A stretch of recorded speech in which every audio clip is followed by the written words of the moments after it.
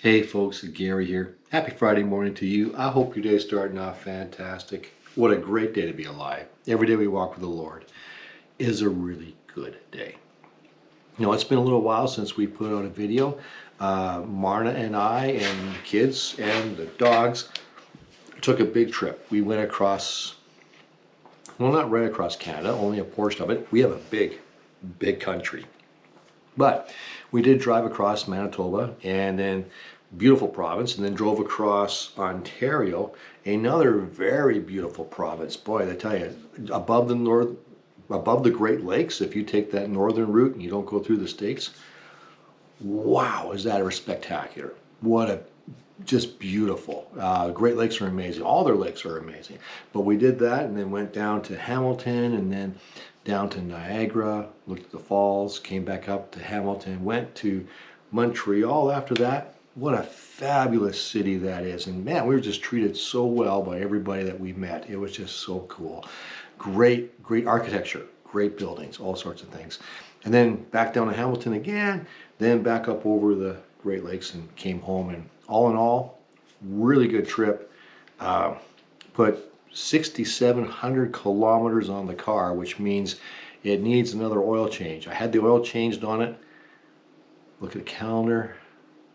3 weeks ago, and now it needs another one.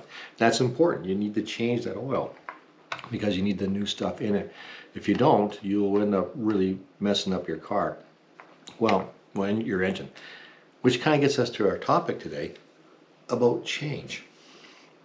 Changing what's inside of us. You know, we all change. You might think, I don't change. No, you change. If you're watching this, you are changing. You change all the time. Sometimes that change is for the best, sometimes it's not for the best. We want our change to be for the best for sure. And you think, man, yes, you're changing.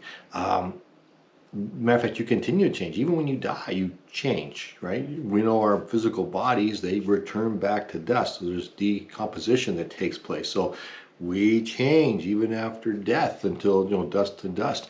And we change as well when we meet Jesus after that. We are transformed from what is perishable to what is imperishable. Change is good. It can be good, but it's good. And I want to talk about that on Sunday, about change. And here's the thing about for a believer, someone who follows Jesus, follows Christ, our change is not always exterior. You can try to do that. You can try and say, I'm just not going to do this anymore, and display your willpower and say your resolve, and that does work sometimes, and that's good. But real change takes place from what's inside. If I change what's on the inside, then the outside doesn't have nearly as much of a pull on me anymore, because I'm not seeking those things anymore. I'm seeking what God wants me to seek because I've changed what's on the inside. Romans 12 verse 2 says, and you've heard this before, do not be conformed by the patterns of this world. So the world will try to shape you, and culture does that. We know that for sure. We'll shape you to this, to that, to the other thing. But don't be transformed by that. Don't be conformed to that. Instead, it says, be transformed by the renewing of your mind. Be transformed on the inside so that the outside doesn't have that much sway over you. Then you'll be able to test and approve what God's will is, his good, pleasing, and perfect will. Marna told me some stats about that, about people who will just simply go along with the crowd because society says this is what is right, and people will follow that. Not given any kind of concern about whether it's right or wrong. They will just simply do that. We don't want to do that. We want to be thinkers. We want to think about the things that we do. Think about the things we believe. And so Romans 12:2 is important. Be transformed by the renewing of your mind. Let God direct your thoughts.